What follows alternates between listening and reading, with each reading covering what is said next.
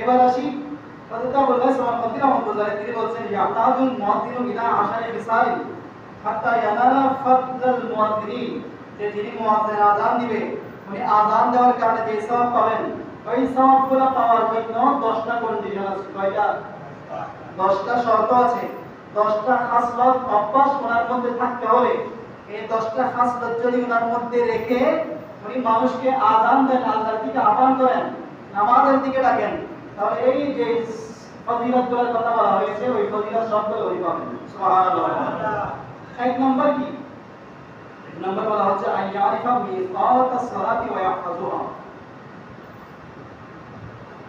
ফকির রহমাতুল্লাহ বলছেন এক নম্বর হচ্ছে নামাজের সময়, সময়ের ব্যাপারে জানতে হবে।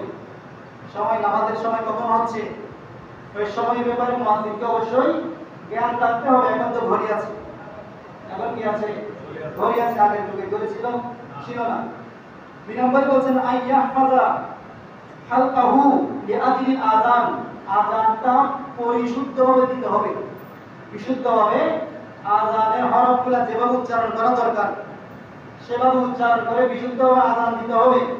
তিন নম্বর বলছেন ইযা লা ইয়াসফাতু আলা মান আযানা ফি মসজিদিহি, তিনি বলছেন যে ওনার মসজিদে যদি কেউ আযান দেয়, মুয়াজ্জিন যিনি আছেন ওনার মসজিদে যদি অন্য কেউ আযান দেয় উনি নাখুশ হতে পারবেন না, নাখুশ হতে পারবেন না। চার নম্বর বলছেন আই ইউহসিনাল আযান, সুন্দরভাবে আযান দিতে হবে।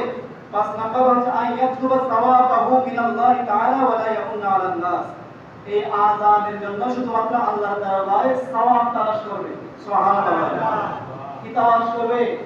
সওয়াব। আযান কেন দিবেন? সওয়াবের জন্য। তো যিনি আযান দিবেন ওই সওয়াব পাইবে, এখন আর কিছু লাগবে না। এরকম হলে হবে আবার?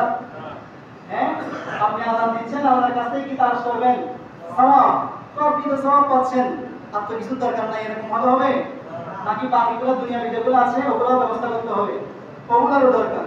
এরপর বলছেন 6 নাম্বার আইয়ামুরু বিল মারুফ ওয়া ইয়ানহা আনিল মুনকার, মানুষকে ভালো কাজের আদেশ দিতে হবে, মন্দ কাজ থেকে মানুষকে বাধা দিতে হবে। ওয়া ইয়াকুলুল হাক্কা লিল গানি ওয়াল ফাকির, ধনী হোক গরীব হোক প্রত্যেক মানুষের সামনে সত্য কথা বলতে হবে।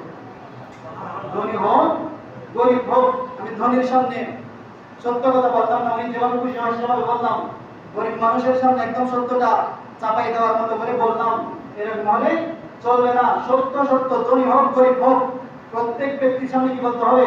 সত্য কথা বলতে হবে। এরপর বলছেন আইয়ান তাদিল ইমাম বিকদরি মা লা ইয়াশুকু আলাল কওম, যে ইমামের জন্য অপেক্ষা করা। আযান দিয়েছেন ইমামের জন্য কি করা? অপেক্ষা করা নামাজের জন্য। আবার এতটুকু অপেক্ষা করা নয় যে ইমাম আসতেছেন 1 ঘন্টা লাগবে, আমি কি আযান দিয়ে 1 ঘন্টা থাকবো? ইমামের জন্য নির্দিষ্ট সময় চেয়ে তারপর মানুষের যেন কষ্ট না হয় সেভাবে নামাজ পড়াই দেওয়া। এরপর বলছেন 8 নম্বরে আল্লাহ ইয়াকদিবা আলা মান আখাযা মাকানাহু ফিল মসজিদ, উনি যে মসজিদে আযান দিচ্ছেন ওনার জায়গায় যদি অন্য কেউ আসে ওনার প্রতি রাগ করা যাবে না।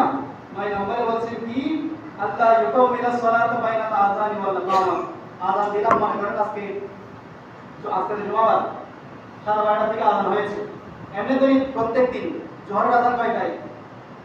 1:15। তো আমি 1:15 আযান দিলাম, যদি 2টা বাজে নামাজ পড়ি হবে? তিনি বলছেন আল্লাহ ইউকাউমিলা, দীর্ঘক্ষণ করবে না, as-সালাতু বাইনাল আযানি ওয়াল ইকামা, আযান দিয়েছেন এবং ইকামত এই দুইয়ের মাঝখানে দীর্ঘক্ষণ সময় নিবে না। তারপরে 10 নম্বর বলছেন আল্লাহ ইয়াতাআহাদা মসজিদাহু, এই মসজিদের রক্ষণাবেক্ষণ করবেন। মুয়াজ্জিন কি করবেন? মসজিদের দেখাশোনা করবেন।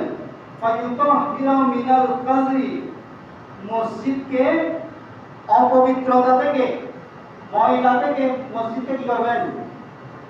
পবিত্র রাখবেন।